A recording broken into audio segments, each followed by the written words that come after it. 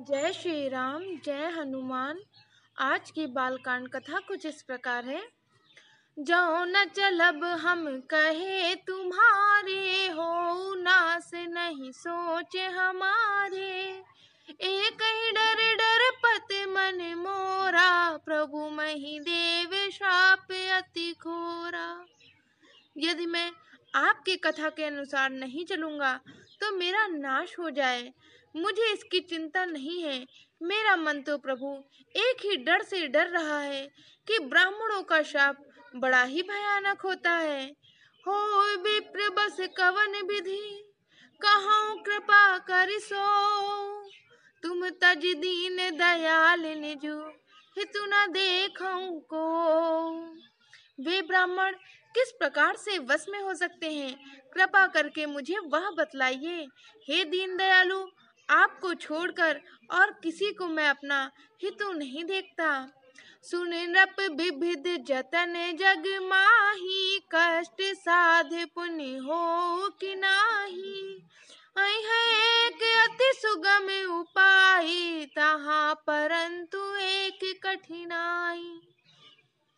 तपस्वी ने कहा, हे राजन सुनो, संसार में उपाय तो बहुत हैं, पर वे कष्ट साध्य हैं और इस पर भी सिद्ध हो या ना हो।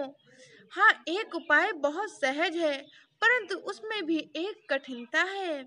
ममे आधीन जुगति न पिसोई, मोर जाब तब नगर न होई।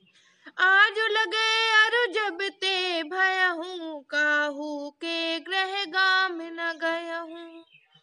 हे राजन, वह युक्ति तो मेरे हाथ है, पर मेरा जाना तुम्हारे नगर में हो नहीं सकता। जब से पैदा हुआ हूँ तब से आज तक मैं किसी के घर अथवा गांव नहीं गया हूँ।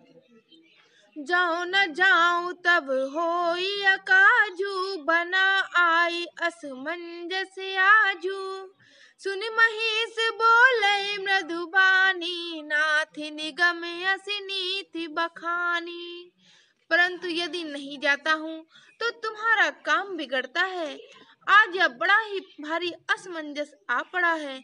यह सुनकर राजा कोमल वाणी से बोला, हे नाथ, वेदों में ऐसी नीति कही गई है कि बड़े स्नेह लगन पर करही, गिर निज सिरनि सदा तृण धरही। जलधि अगाध मौल बह फेनु, संतत धरनि धरत सिर रेनु। बड़े लोग छोटों पर स्नेह करते ही हैं। पर्वत अपने सिरों पर सदा ही तृण घास को धारण करता है। अगाध समुद्र अपने मस्तक पर फेन को धारण करता है और धरती अपने सिर पर सदा धूल को धारण किए रहती है। अस कहि गहे नरेश पद, स्वामी हो कृपाल। मोहि लाग दुख सहाय प्रभु, सज्जन दीन दयाल। ऐसा कहकर राजा ने मुनि के चरण पकड़ लिए और कहा कि हे स्वामी, कृपा कीजिए, आप संत हैं, दीन दयालु हैं। हे प्रभु, मेरे लिए इतना कष्ट सहिए। जानि न पहिया अपन आधीना, बोला तापस कपट प्रवीणा। सत कहूँ भूपति सुनि तोहि, जग नाहिन दुर्लभ कछु मोहि। राजा को अपने अधीन जानकर कपट में प्रवीण तपस्वी बोला, हे राजन सुनो, मैं तुमसे सत्य कहता हूँ, जगत में मुझे कुछ भी दुर्लभ नहीं है। अवश्य काज मैं करहूँ तोरा, मन तन बचन भगत तै मोरा।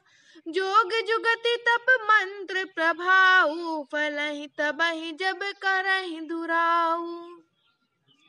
मैं तुम्हारा काम अवश्य करूंगा, क्योंकि तुम मन, वाणी और शरीर तीनों से मेरे भक्त हो। पर योग, युक्ति, तप और मंत्र का प्रभाव तभी फलीभूत होता है जब वे छिपाकर किए जाते हैं। जय श्री राम, जय हनुमान। आज की बालकांड कथा में बस इतना ही। हर हर महादेव।